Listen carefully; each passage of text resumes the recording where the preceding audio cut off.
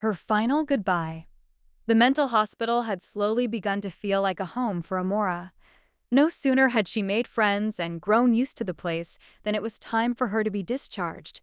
Most of the people at Red Hill looked forward to leaving. Amora was different.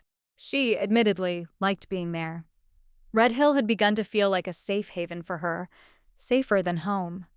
Her door had to remain open at all times, and she wasn't allowed any devices. All of her belongings had been removed, so no one would have to worry about her ending her life. But Amora hadn't wanted to go home. She'd wanted to go somewhere, anywhere but home. And though home was a good 2 hours away, it felt as if she were already there. Talk of discharge dates spread easily among the patients. When Amora heard Lizzie's, she frowned. "I'm leaving tomorrow." Lizzie's eyes searched the room until they met Amora's. "I'm sorry. We'll talk," Lizzie mouthed, but Amora already knew. She didn't need to hear it, didn't want to hear it. Lizzie was leaving. Soon their companionship would be broken. Amora couldn't bear the thought of it. She slid her journal across the table to Lizzie, who, seemingly unsurprised, took it and opened to a blank page. Amora watched as Lizzie wrote, her slender fingers gripping the pen with a careful firmness. The sleeve of her too-small shirt rode up slightly, revealing the start of a scar on her wrist. Amora wanted to kiss the scar, to touch it gently, to love every mark on Lizzie's body. The hospital cafeteria was cold and nearly empty, save for the 10 patients in Amora's unit. Still, Amora preferred it to dinners back home. Those had been filled with awkward tension and quiet anxiety. Now, though, surrounded by people who understood her, Amora felt something warmer, a sense of belonging she hadn't felt in a long time. Lizzie sat across from her at their usual table, the tension between them thick enough to taste. "So," Amora began, but stopped. The words wouldn't come. She didn't want them to. Lizzie was leaving. Amora wasn't, not yet anyway, and saying it out loud would make it too real, too final. If she could just pretend, just for a little longer, that everything was normal, maybe it would be, at least for today. But Lizzie, like always, was one step ahead.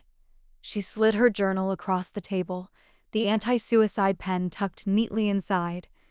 "This is not goodbye." Amora's eyes stung, but she forced the tears back, managing a small smile. She wanted to write everything, every feeling she had for Lizzie, but she knew it was too soon. Knew Lizzie probably didn't feel the same. They were in a mental hospital, for crying out loud. Love wasn't supposed to be part of the equation. Amora took a bite of the dry bread on her tray and picked up the pen. "It's just, see you later." She smiled, hopeful, praying it was true. Sunlight filtered through the blinds of Amora's room, striping the walls in pale gold. It felt wrong, too warm, too alive for a morning like this. Amora didn't move. If she stayed still long enough, maybe time would stall. Maybe Lizzie wouldn't leave. Then the truth crashed over her, sharp and unforgiving. Lizzie was leaving. Her breath hitched. No, no. She couldn't let that happen. Not without saying it. Not without her knowing. A knock at the door shattered the fragile stillness, and Amora flinched, her heart slamming against her ribs. "Lizzie's asking for you," a text said gently. "It's almost time for her discharge." Of course it was. Amora forced herself up, her body heavy, like every step toward the door was a step closer to losing her. She wasn't ready. She would never be ready. Lizzie sat in the quiet room, small in a way Amora had never noticed before. Dressed in loose black sweatpants and a hoodie stripped of its strings, she looked temporary, like she was already halfway gone. She smiled when Amora walked in, but it didn't reach her eyes. "Mora," she said softly, like the name itself might break. Her hand lifted, hesitant. Amora stared at it for a second too long before taking it, her fingers trembling as they laced together. The contact sent a quiet, desperate warmth through her chest, something she already knew she was going to miss. "Lizzie, please." Her voice cracked. Lizzie's expression faltered.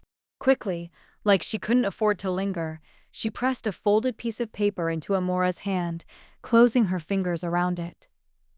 "Read this when the time is right," Lizzie murmured. Amora shook her head, panic rising fast and sharp. "No, Lizzie, just tell me now. Please, I can't. I have to go." The words were quiet, but they cut clean. Lizzie looked away, like she couldn't bear to watch what she was doing. Something inside Amora splintered. "Please," she whispered, stepping closer, her grip tightening. "Just look at me.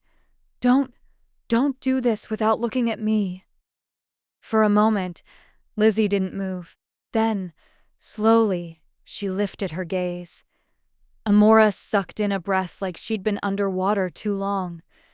Lizzie's eyes were glassy, tears clinging stubbornly to her lashes, her face twisted with something raw and unbearable, like leaving was tearing her apart just as much. It made it worse. Lizzie's voice broke. Amora's heart stuttered. I just. Lizzie swallowed hard, her grip tightening around Amora's hand like she was trying to memorize it. Her lips trembled, as if she wanted to say more. "I wish." Amora leaned in without thinking, desperate, hopeful, terrified. "Lizzie." For one reckless second, it looked like she was going to say it, like she was going to give in. Instead, Lizzie closed her eyes. When she opened them again, something had shut down behind them, something protective, something final. "Don't read that letter," she said instead, her voice barely holding together, "until the time is right." Amora's chest ached. "And when is that supposed to be?" she whispered. "When you're already gone?" Lizzie didn't answer right away.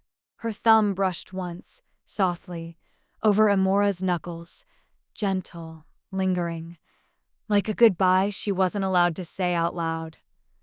"You'll know," she whispered, and this time there was no almost, just silence where the words should have been.